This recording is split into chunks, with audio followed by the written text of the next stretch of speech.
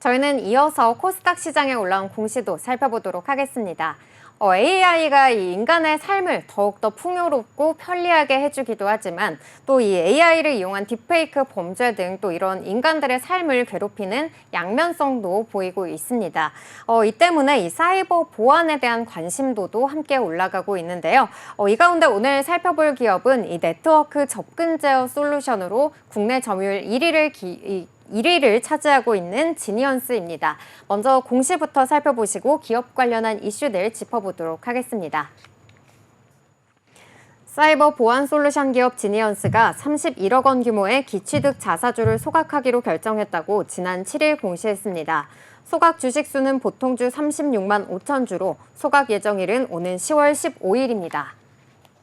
네, 이렇게 자사주 소각으로 인해서 어제 급등세를 보였었는데요. 오늘도 소폭 상승하는 흐름 이어지고 있습니다.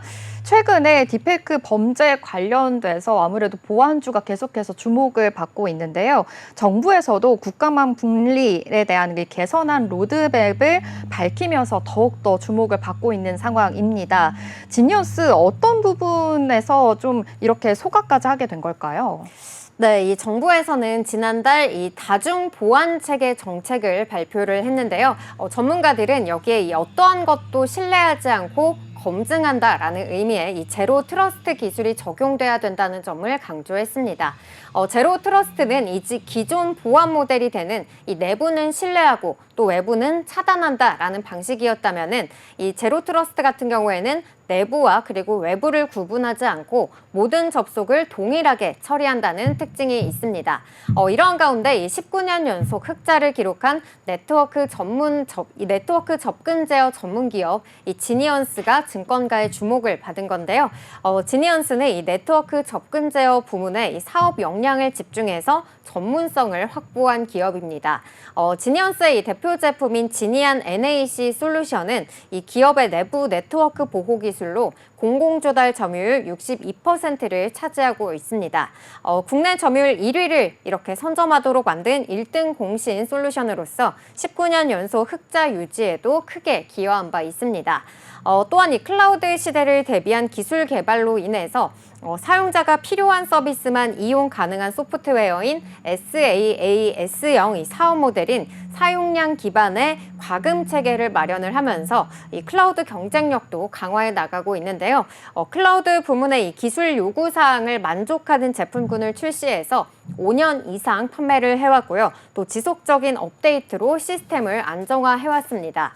여기에 네트워크 보안 패러다임 전환을 중심에 선 이 제로 네트워크, 이 제로 트러스트 보안과 관련해서 지니언스는 과학기술정보통신부가 발주한 2024년 제로 트러스트 도입 시범 사업을 수주했는데요.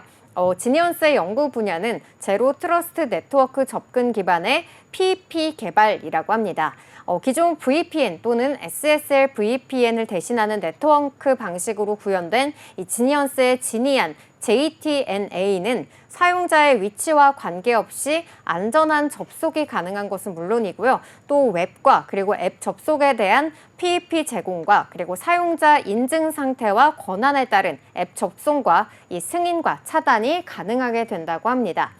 특히 이 지니언스의 EDR 제품은요, 안티 랜섬웨어 모듈을 최초로 탑재해서 기술력 우위를 확보했다라는 평가를 받고 있는데요. 현재 지니언스의 이 EDR 사업은 정부, 지자체 등 이 국내 155개 고객사를 확보하면서 시장 점유율 78%를 선점하고 있는 걸로 나타났습니다. 네, 이렇게 살펴봤듯이 이렇게 지니언스가 보안 시장 트렌드에 지금 제품 다변화를 굉장히 많이 해나가고 있다라는 점 살펴볼 수 있었습니다. 그렇다면 증권가에서는 지니언스에 대해서 어떻게 생각하고 있는지도 좀 궁금합니다. 네, 한국 IR협의회는 올해에도 NAC와 그리고 EDR 사업을 중심으로 해서 이 지속적인 성장세와 수익성 개선이 기대된다고 설명을 했는데요. 지니언스는 지난해 매출액 429억 원, 그리고 영업이익은 65억 원을 달성하면서 역대 최대 실적을 기록한 바 있습니다. 또 지니언스의 올해 상반기 제품 매출 비중은 81.3%로 높은 비중을 차지하고 있는데요. 올해 상반기 제품 부문 매출은 153억 원을 기록을 했고요. 이는 전년 동기 대비 3.4% 증가한 수치입니다.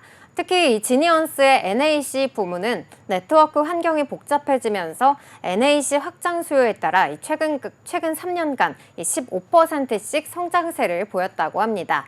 아울러서 이 국내 시장 성공 사례를 바탕으로 해서 해외 시장 공략에도 적극적으로 나서고 있기도 한데요.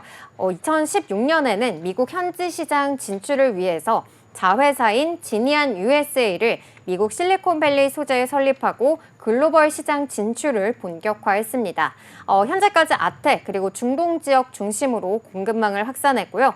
33개 국가에서 41개의 파트너사와 또 누적 120개의 글로벌 고객사를 확보를 했고요.